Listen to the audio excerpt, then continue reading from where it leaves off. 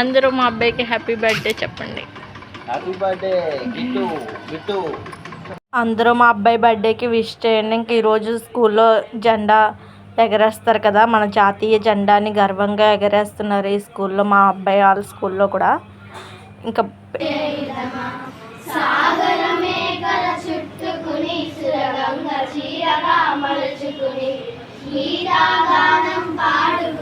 మన దేవికి